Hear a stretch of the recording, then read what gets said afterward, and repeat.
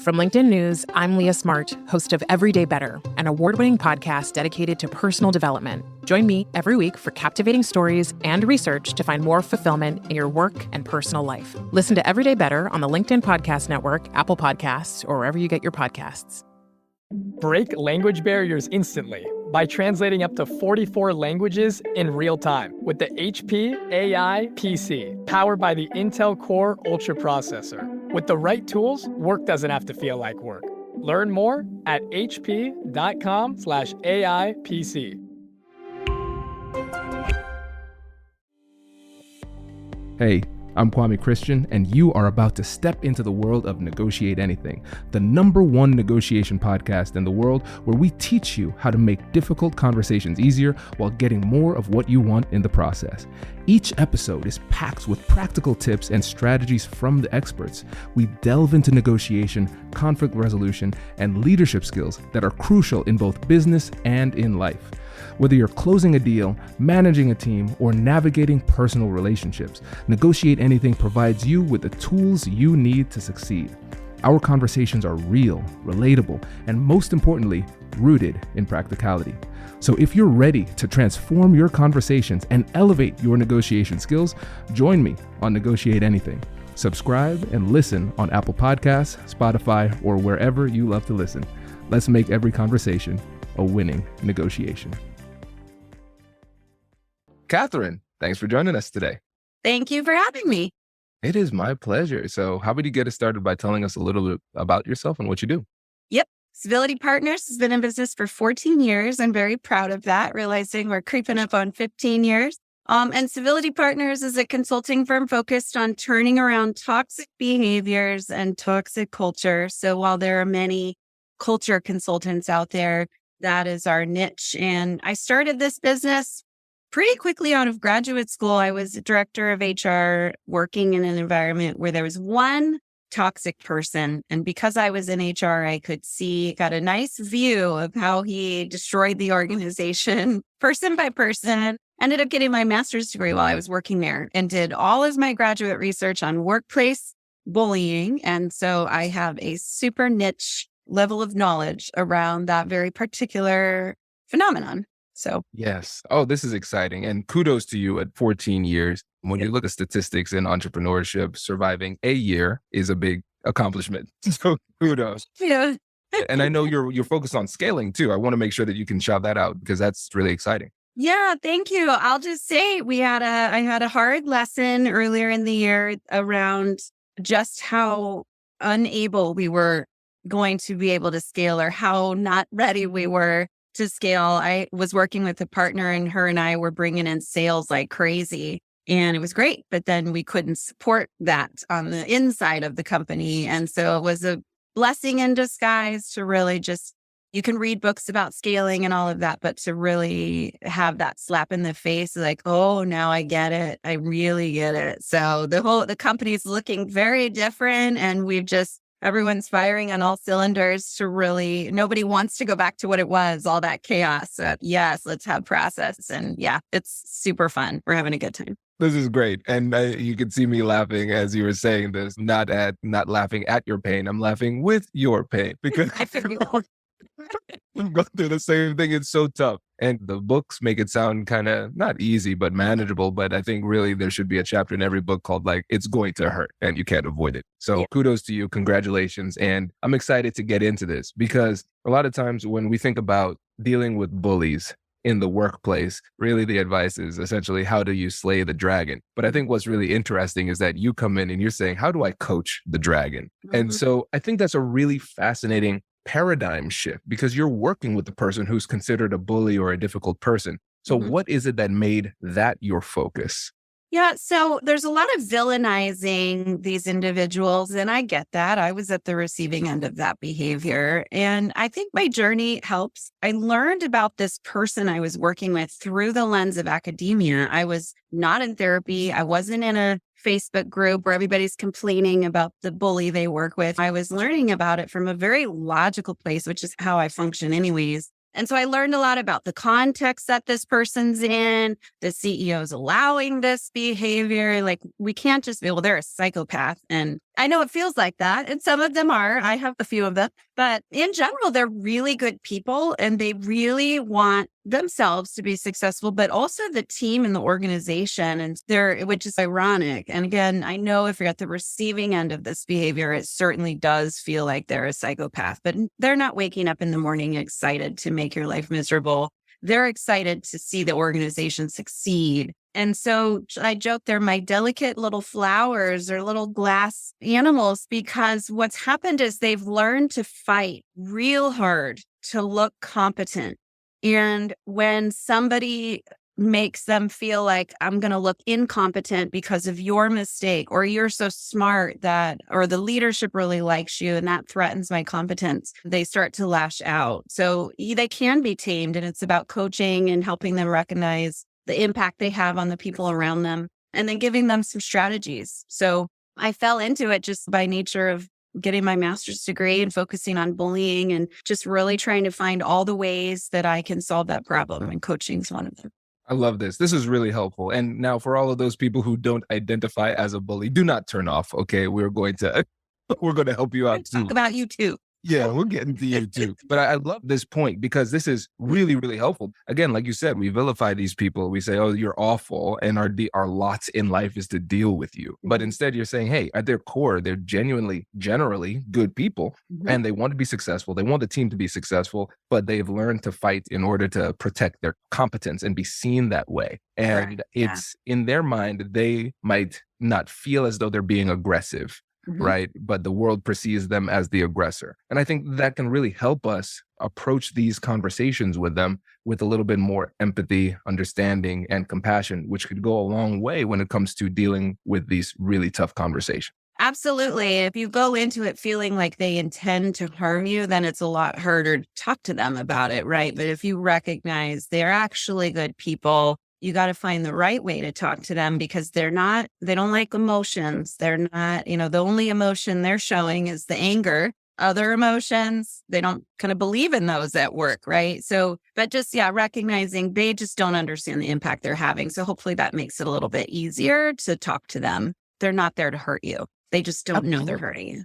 Exactly. I think that's a really, really great point. And again, when we fall into this trap of mind reading, and we're saying, yes, they are intending to do this, it makes it more hurtful for us and doesn't improve our performance in the process. So I think that's an important thing to keep in mind. And then can you address the fact, which I think might be shocking to a lot of people, but let's go into the reality that a lot of these people that we classify as difficult do not believe that they're being difficult. They don't even recognize that. Can you go deeper into that one?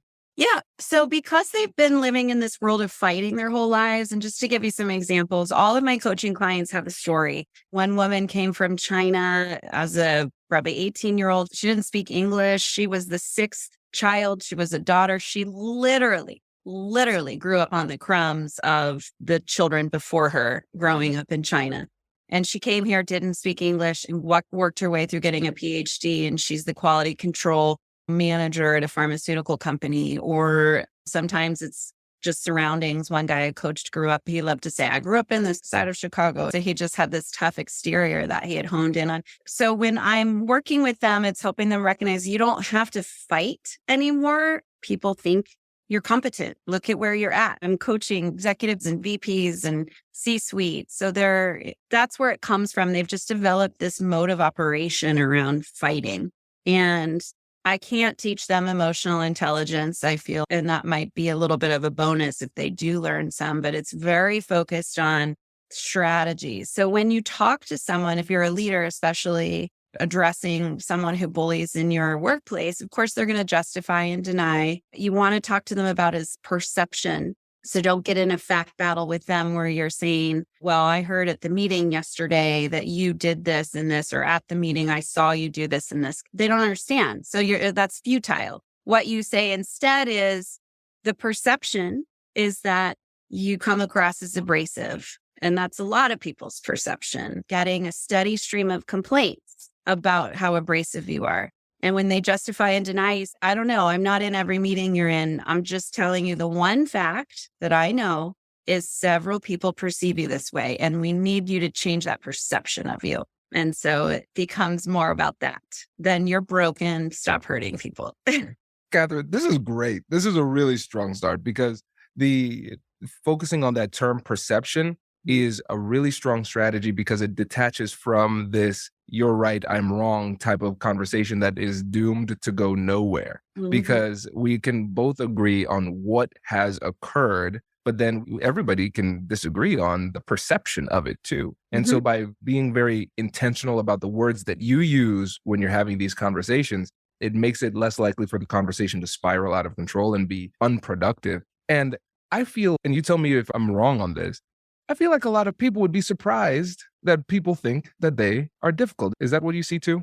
Yeah. Oh, yeah. They don't get it. And that's where part of the coaching is working with, I interview people who work with them.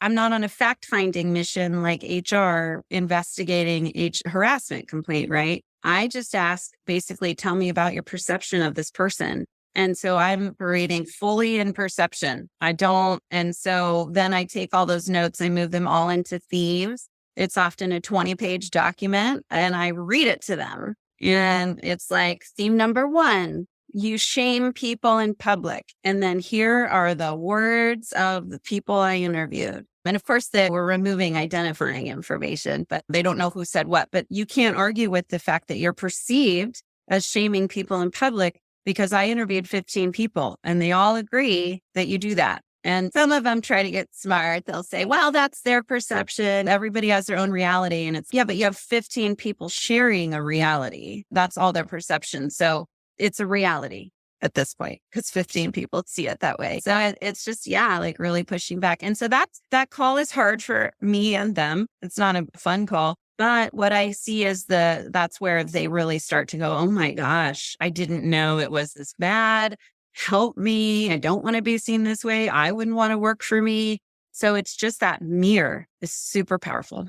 Yeah, I'm wondering, tell me what you think about this. Tell me if this resonates. And I might be completely wrong. So tell me if I'm wrong too, right? I feel like part of the reason why it might be surprising for many people who get this label is that in their mind, let's use the example that you gave, they still see themselves as the small child that everybody forgets who's eating the crumbs. And they got to where they were because they've been fighting and fighting. And now all of a sudden, in their mind, they always see themselves as the underdog. And now they haven't, like their perception of themselves hasn't advanced as quickly as their career and success has. So now they look like a bully because they're fighting when they don't really need to. That's exactly right. So a lot of coaching calls are around, you're not the competence crusader. Look where you're at. Educate people. Use your powers for good. And I just want to add too, again, they're in a context of their organization, right? So the other piece is they've been getting rewarded for that behavior. I'm not coaching a low-level person in the retail store. These are high-level people. The organization invests in them and coaching because they want to keep them because they are valuable. So it's usually the narrative is they've been acting that way for a really long time. And not only it's been ignored, it's been getting rewarded. They've been getting promotions. They have a team. They're all this stuff. And usually what happens is HR has been trying to convince the C-suite, we got to address this. The C-suite's afraid to poke at it because they don't want that. It's a funny thing. Like, let's go tell that person they can't be that way. And they're just going to say, I quit. I want to be a bully somewhere else. It's like such an unrealistic fear that CEOs have. But usually there's some sort of catalyst. The 7th person finally quit and the CEO's like, all right, 7's too many. It's a shame. It's not just 1 or 2, but yeah, or we got a 3rd harassment complaint, or somebody else who's really valuable quit and cited that person as the reason. So what I found is there's some catalyst where this CEO is finally going, okay, I get it. We do have to address this now. So it's hard because they've been rewarded. And here I come. You can't act that way anymore. Hello, my friends. Before we get back to today's episode, I want to ask you a question. Have you ever wondered how to elevate your team's negotiation game and how you can help the folks on your team have better, difficult conversations? At the American Negotiation Institute, we offer transformative keynotes and workshops tailored to empower professionals with top-tier negotiation and conflict resolution skills. Whether it's a keynote for your next event or hands-on training for your team, we've got you covered. Don't just negotiate. master the art with the American Negotiation Institute. Click the link in the description to find out more. Elevate, negotiate, and succeed. Introducing the HP AI PC, your powerful AI assistant. Easily search through personal files, gain valuable insights, and make smarter, more informed business decisions. Unlock the future of work today with the HP AI PC, powered by the Intel Core Ultra processor. With the right tools, work doesn't have to feel like work. Learn more at hp.com/AIPC.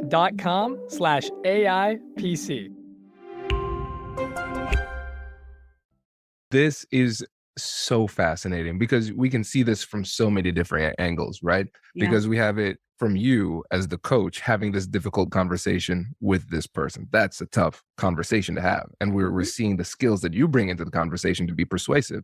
But then we also have the people within the company. They have to have this conversation with the bully. How do I manage myself with this bully? How do I set boundaries and advocate for myself and things like that?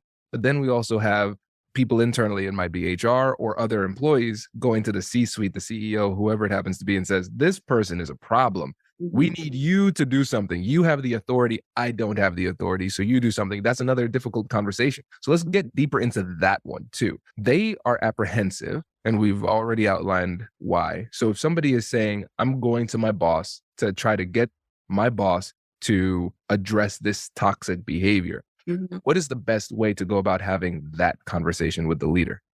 Couple thoughts. One is think about what kind of leader you have. If you have kind of an emotional, visionary, charismatic type of a leader, maybe they'd be more interested in the feelings around it. So then conversation is more like, there's this perception, keep using that because we can't argue facts. We're not doing an investigation. It's just, there's a perception among the team that our manager doesn't like us, our manager is abrasive or whatever, insert the words, and it's hurtful because. So that's one option. Some leaders are super data driven. So you might say something more like, hey, I know that Frank brings in $1 million in sales, but also we've had a lot of turnover in our sales department. SHRM, the Society for Human Resources Management, says that costs between 30 and 50% of someone's salary. So if we do the math, maybe he's not bringing in $1 million because he's costing us money. So you could try that data. The other piece is maybe try to steer him. Could be, look, technically, this is not the difference between workplace bullying and harassment is that one is focused on a protected characteristic and the other is not. So I always joke, if you want to be a bully, just bully everyone. And then you're well within your legal rights to do that. And then but if you can highlight that one wrong move and a person of color could sue. So try to tie it as much as you can to the legal liability. So those are my 3 options for you.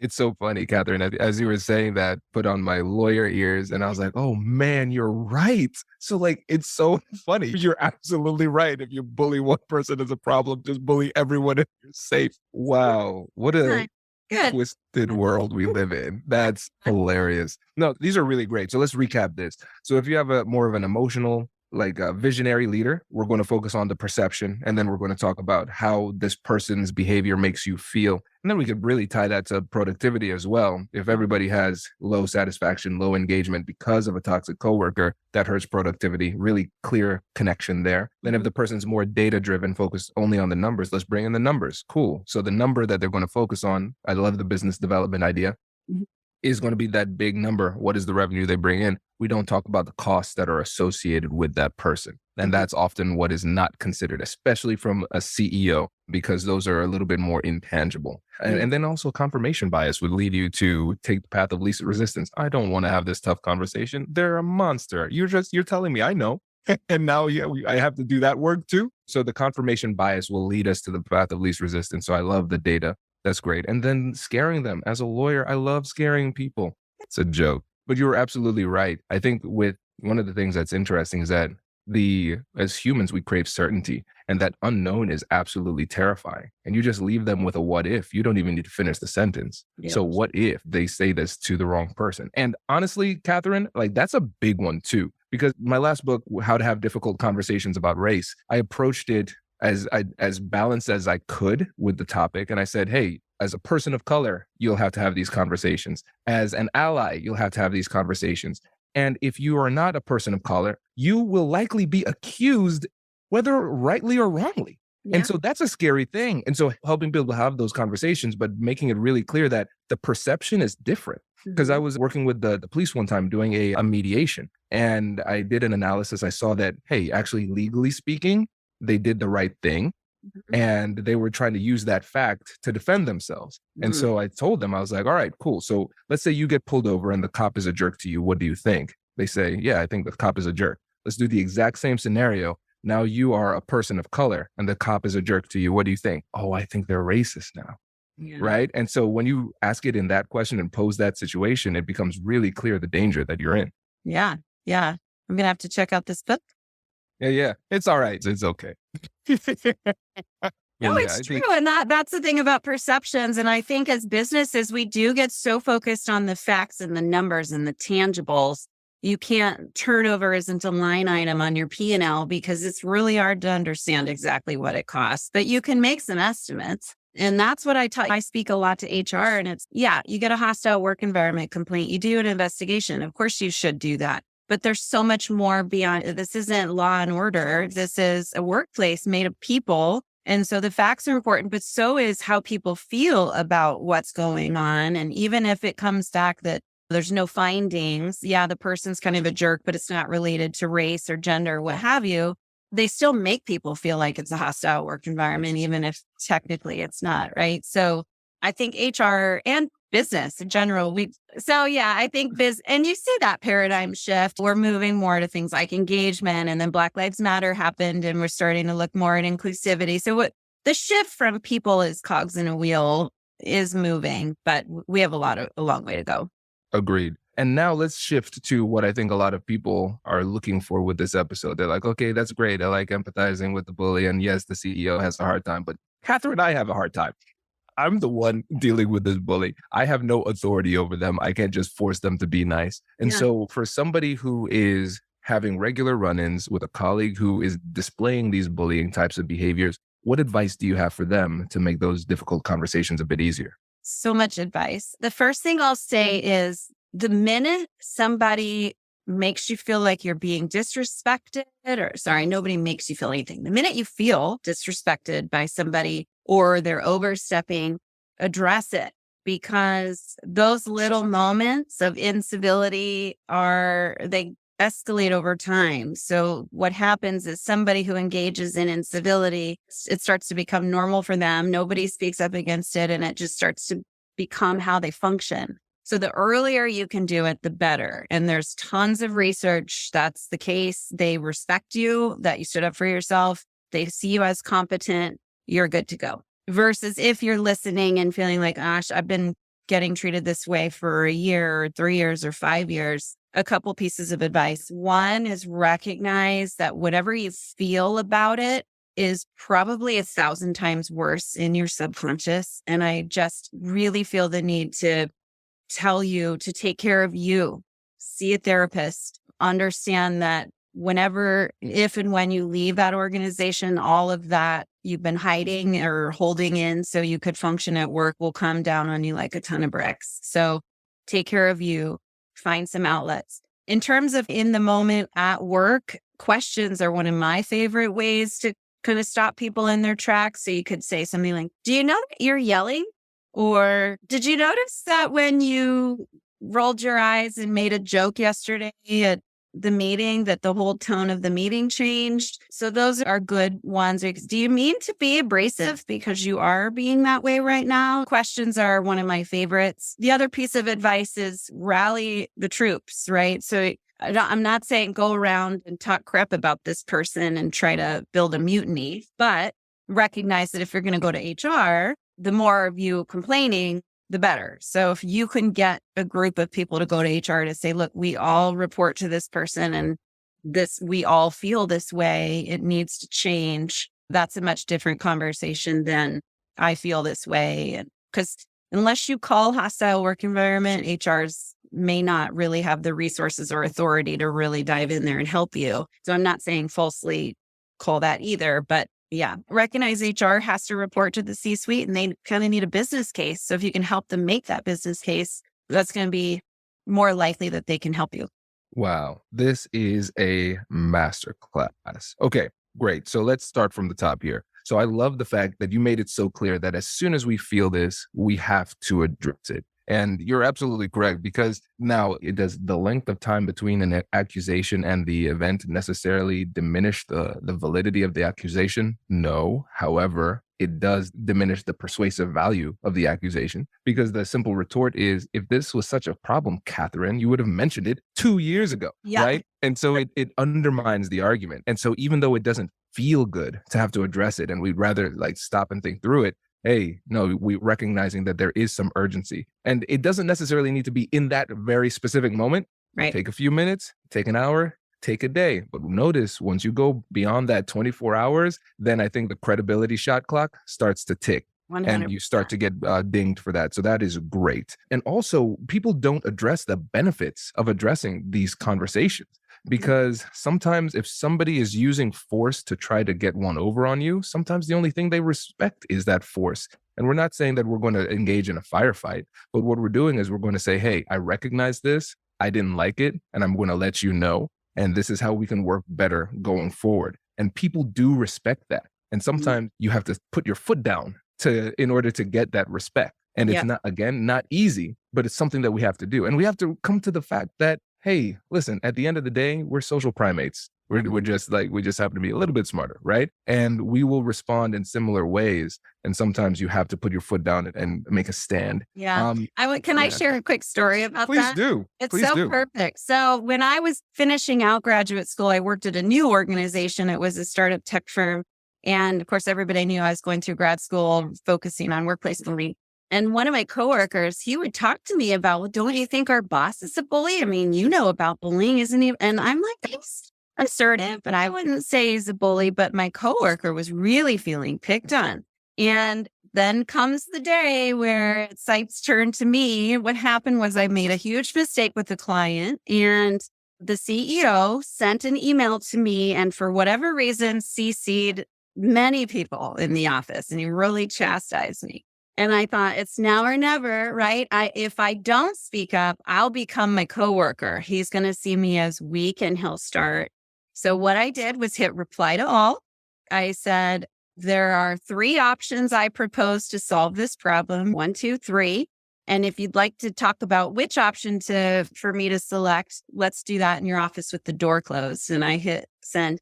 And he comes out of his office within 5 seconds and yells across, "What great email, Kat. Way to put the hammer down." And so that's exactly what I'm talking about. I was like, if we're going to involve everybody, okay, let's do that. Let's involve everyone. And of course, he never went after me again. So that's a perfect example of make it happen, do or die. Oh, this is a mess. This is good. So first of all, I hope the audience is giving you a standing ovation, because you need that. That's really great. And now I want to go deeper into this case study, Catherine, because it's perfect. When you were drafting that email and when your finger was hovering over the send button, what were you feeling? You know what? I was feeling empowered, because my previous job was where that bully was that got me into what I do. And I knew the path I was going to end up going down if I didn't hit send. So it was a feeling of like, he might fire me, but I'm good with that. I'm not staying. And that's a piece of this too. So I have a book called Stand Up, Speak Out Against Workplace Bullying. It's testimonials of people who have been through really ugly situations, worse than mine. And the one commonality they all have, and just to back up, my research team and I were really wanting stories of success. Like, I consider myself successful. I was bullied. I was depressed. I got fired. Happened to still be getting my master's degree, and look at me now. I made a life out of it that I love. And I wanted to know, are there other people like me out there, and why did they feel successful? And the one common theme in all of those stories, they all kind of go like this: down, down, it's getting worse, it's getting worse. And they all hit some version of kind of a rock bottom. And that moment they go, forget this. I'm not doing this anymore. And so it's that decision to take their power back. And it was something different for everyone. One woman said it was like last straw. I stood up from my desk. I had this big giant thing of keys for the facilities and I dropped them on my boss's desk, all dramatic. Like, I quit. And I stormed out. And that was her moment of taking her life back. Would you consider her successful? No, she left her job. But mentally, psychologically, she was successful. And so you have to define what does success look like. Am I going to try to go up against this bully and try to sue them and win? That's probably not going to be successful either, right? So another woman, she worked for the Coast Guard. She's a professor at the academy. And her moment was to decide, I'm Black, I'm lesbian, have a PhD, I'm in a male-dominated world where people are afraid of the LGBTQ community. I'm going to be the Martin Luther King of the Coast Guard Academy. And she's still there fighting, but now it's her decision, right? She's not a victim. So anyway, big tangent, but. Tangent. This is right on track, Catherine. This is great because essentially what we're recognizing is that at some point you reach a point where you're saying enough is enough. And I think this is a really important point. We are willing at that moment to accept the consequences of the decision that we make. Right? Because we have to come to the realization that not every difficult conversation we have is going to go well. People listen to the podcast to increase their likelihood of success while recognizing it's not possible to be successful in these conversations all the time. Right. And once you start to get comfortable with the idea that this might not go well and I will still be okay, that's where you actually get power from. And you get to a point where it's like, regardless of the outcome, I'm doing something that is for me. And if things go well and I get my way, that's fantastic. But even if I don't, at least I can look in the mirror and respect the decision that I made. Exactly. Because that whole empowerment, I love everything you're saying. Understand that there may be a consequence, but you're going to feel good about it. So in that moment, I hit send. Maybe I'm going to be fired. I'll be no worse off. I'm not going to stay here if he's going to bully me. So it'll be good if fired, or I might quit if it continues. So yeah, being just that ownership of your life. And unfortunately, what I see happen is a lot of people, the bullying goes on for years and we're tied to our jobs. Maybe you've been working there for longer than this person. And so you feel like this is my job. I'm not going to let you kick me out. But the more you do that, the more power they have. And so really taking ownership of like, if I left, what really would happen? Or maybe I should go start to look for another job. It takes such a toll on you. Lots of research that you can develop PTSD from work, just like a soldier when they go to war. So just understand how important it is that you take ownership and address it, but you'll be better off. Absolutely. And let's wrap up with this last point too, because I like to keep these episodes at about 30 minutes and my audience is like, really? 90 minutes, an hour, 8 hours. Let's go. we could just keep going. I love this. And so I feel like one of the best things people can do to prepare themselves for these difficult conversations within the workplace is doing things like preparing your resume and strengthening up your online presence and start to network and start to see what other options are out there so you can start to recognize that there is life after this, regardless of how that goes. And so I want to talk to you about the preparation process, but the unorthodox preparation process that kind of just gears you up for survival regardless of the outcome. Yeah, that's taking power back, right? To recognize I'm going to start pushing back and it could go really wrong for me, but I'm owning that consequence or outcome because I'm prepared for it if that's what happens. My first book called Back Off, I actually have it's probably like 6 or 7 pages of just a worksheet of really thinking about what are the potential outcomes when I start pushing back? Where's the boundary that I'm going to draw where if X, Y, and Z happens, I'm just going to quit? What do I really want to have happen out of this conversation? So just really taking some time to journal about it and absolutely just being really prepared for the potential outcome. But then when that outcome happens, for example, let's say you get fired, it would have been your decision because you were prepared for it. And you'll feel a lot better about it. So yeah, love that. Love it. This is great. Catherine, I really, really appreciate you coming on the podcast. And before you go, can you remind the listeners about your company, your books, and how they can get in touch with you? Sure. I'm all over the internet. Just Google my name and I'm pages of Google. Our company is called Civility Partners. Again, we focus on turning around toxic behavior and culture. I've got 3 books out: Back Off, Stand Up, Speak Out, and Seeking Civility. And at Back Off's actually, I'm working on a a new version. So that's awesome. Yeah, find me on LinkedIn. I've got a ton of courses on LinkedIn Learning, and I would love to see you there watching those. A lot of what we talked about today and more is there. So thanks so much for having me. This was really fun. Yeah, my pleasure. And listeners, will put links to everything in the description. Thanks again, Catherine. This was exceptional. Wait. Now, before you sign off, I have something to tell you that I've never told you before. Just kidding. I've told you before, but you should listen to it again. I want you to know about Negotiate Anything Premium. Imagine all of the things that you love about our traditional feed, plus so much more. I know you like our traditional feed because you're at the end of the episode.